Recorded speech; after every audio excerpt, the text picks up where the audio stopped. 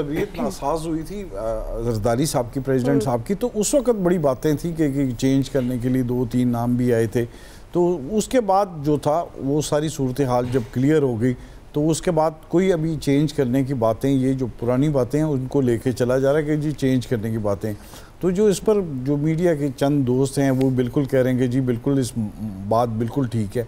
और जहाँ तक जो इत्तेहाद की बात है कि इनका आपस में इत्तेहाद, इनका इत्तेहाद इसी तरह चलेगा क्योंकि देख लें पंजाब में भी चल रहा है। पंजाब में जो इनकी डिमांड्स थी वो जो कि हमें चीज़ें जो मिलें वगैरह, वो पंजाब में बिल्कुल सूरत हाल उसी तरह है।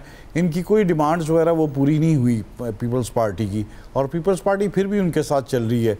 तो अब जो सूरत हाल जिसमें सीटें ज़्यादा हुई हैं तो अभी अक्सरियत तो नहीं है ऐसी कह सकते, लेकिन जो सूरत हाल है ये फिर भी साथ ही चलेंगे। क्योंकि कल डार साहब भी कह रहे थे कि नायब वज़ीर आज़म हैं, उन्होंने कहा कि जी हम बिल्कुल साथ इत्तेहाद चलेगा और बिल्कुल साथ लेके चलेंगे। लेकिन इसमें अभी कोई ऐसी बात नहीं है कि कुछ देखने में आ रही है कि जी इनके आपस में इख्तलाफात, इनके इख्तलाफात हैं बिल्कुल बीच में हैं, लेकिन आपस में जब ये मिलते हैं तो फिर बातचीत। आप देख लें, आप काफ़ी अरसा हो गया है कि बिलावल साहब ने भी कोई ऐसी बात नहीं की इनके साथ। जाहिर है इस वक्त उनको पता है कि इनको साथ चलना है, तो बिल्कुल गवर्नमेंट के मज़े वो भी ले रहे हैं। अगर पिछले दिनों बातें हुई उसकी भी बड़ी तरदीदें आई कि जी वो अपनी सीटें लेना चाहते हैं, यानी कि वजारतें लेना चाहते हैं।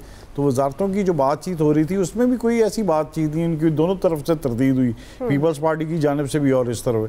लेकिन ये इसी तरह चलेंगे जैसे है कि आपस में एक दूसरे को साथ लेके खींच के एक दूसरे को साथ चलेंगे। लेकिन जहाँ ज़रूरत पड़ेगी, जहाँ देखेंगे कि मुस्लिम लीग स्ट्रॉन्ग होती तो मुस्लिम लीग फिर जैसे पहले इनकी बातें मान लेती थी, अब इनकी बातें फिर नहीं उस तरह मानेंगे।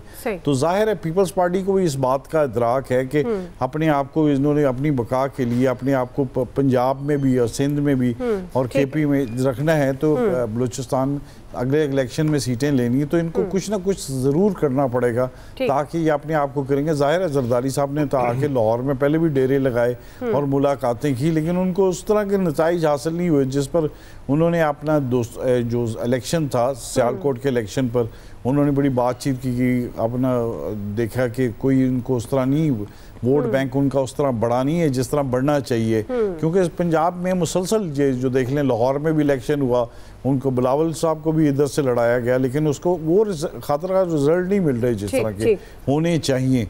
और बाकी जो दूसरी बात है कि नवाज शरीफ साहब का मिलना वो अजीब ही सी बात है, क्योंकि नवाज शरीफ साहब इस वक्त तो कोई नहीं जाएंगे। वो पहले जो था कि हादसा हुआ तो इस तरह, इस वक्त तो वो बिल्कुल एक मुखालिफ हैं क्योंकि वो फॉर्म 47 की बात करते हैं तो वो बात सुनना नहीं चाहते। तो ये जो बात है ये बिल्कुल ये उड़ा देते हैं, कोई ना कोई बात उड़ा के ताकि इसको चलाते रहते हैं। लेकिन ये जो दूसरी तरफ है कि सूरत हाल है ऐसे ही है कि मुल्क में इस तरह सियासी तौर पर मुस्तहकम होने के लिए ज़रूरत है जो आपस में एक दूसरे को साथ लेके चलने के लिए, लेकिन उसमें कोई ये ना मुज़ाकरात का अभी तक इशू हुआ। हालांकि अब पीपल्स पीटीआई की जानब से मुज़ाकरात की गवर्नमेंट को कहा गया है, ना एस्टैब्लिशमेंट आती ना पीटीआई। आपको पॉइंट आ गया बरल जी। खबरें थी डियाला जेल जाने वाली नवाज शरीफ साहब की और जरदारी साहब की सदारत जो है वो ख़तरे में है और किसको तकलीफ है इस पर हमने बात की है। राय आपने एक्सपर्ट्स की जान ली। अभी एक ब्रेक ले लेते हैं, ब्रेक से वापस आएंगे। लियारी सानी से मुतल्लिक हम सवाल उठाएंगे। क्या साने का जिम्मेदार सिर्फ सिंध बिल्डिंग कंट्रोल अथॉरिटी है? क्या सिंध हुकूमत इससे बरी ज़िम्मा है? इस तमाम मामले पर बात करते हैं ब्रेक के बाद।